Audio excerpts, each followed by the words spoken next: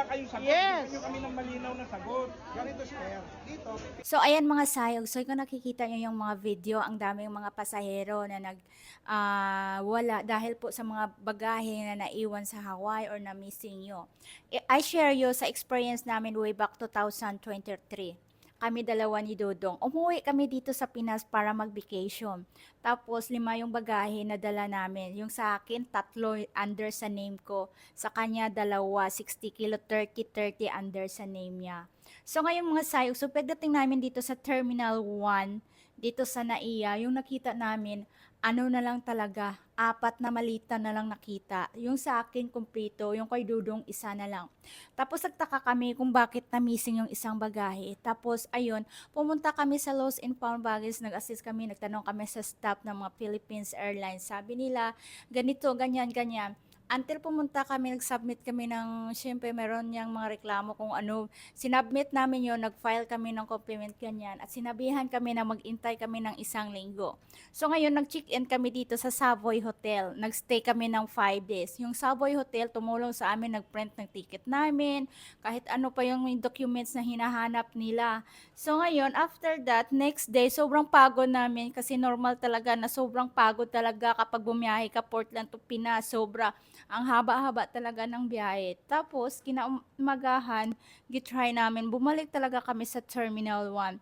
Ngayon, hindi ako papasukin kasi ang pwede lang makapasok doon, yung nawala ng bagahe. Gusto sana ni Dudong isama ako sa loob kasi napakaslang kasi ni Dudong mag-English, hindi nyo sila magigets. Gusto ko ako na mag-translate o mag-explain sa kanila, pero wala, Mima. Until dumating yung 5 days, hindi pa rin namin na-locate yung mga bagahe ni Dudong na nawala na 30 kilos. Alam nyo ba kung anong laman dun? 3 branded na sapatos na panglalaki na para sa aking kapatid at 2 cellphone at mayroon din isang tablet na yung tablet sana gift niya yun para sa aming young sister. I think nasa senior high yata yung young sister namin, something ganon. Sobrang laki ng halaga ng bagahe na nawala kay Dudong. Tapos syempre mayroon naman yung goods declaration. So nag-submit kami yon until dumating na yung time na 1 buwan na talaga na kailangan na namin bumalik sa Amerika. Hindi talaga namin yun na-claim as in.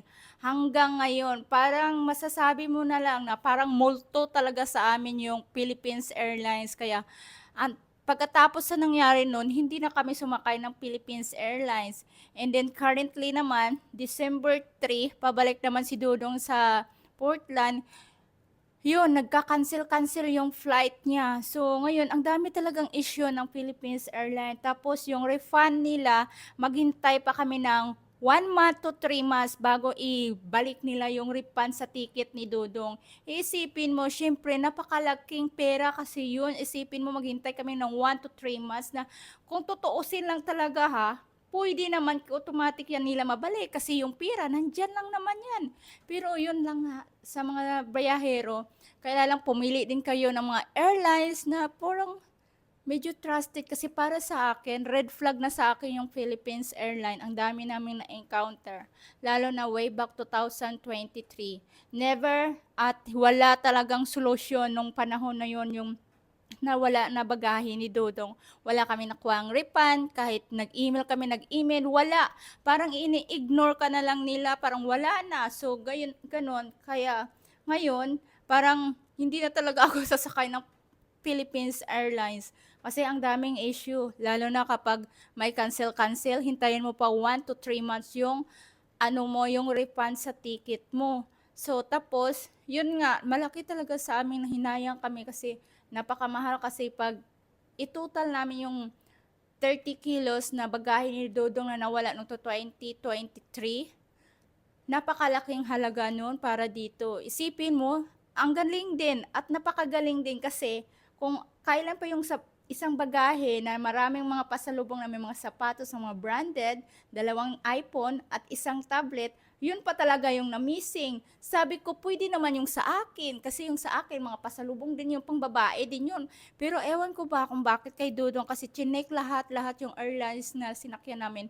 Wala eh, wala talaga. Missing you talaga yon. Kaya masasabi ko, napakalaking multo talaga sa amin yung Philippines Airlines. Kaya ganyan, hindi ko talaga masisi yung mga tao nagkaganyan, nagwawala. Kasi I feel that feeling kapag mawalan ka ng bagahe. Kasi syempre, yung bagahe natin, binayaran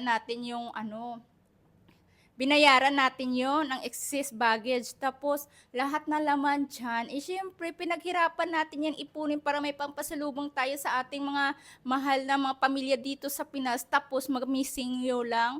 Kaya, ayun, para sa akin, na red flag na talaga sa akin yung Philippines Airlines.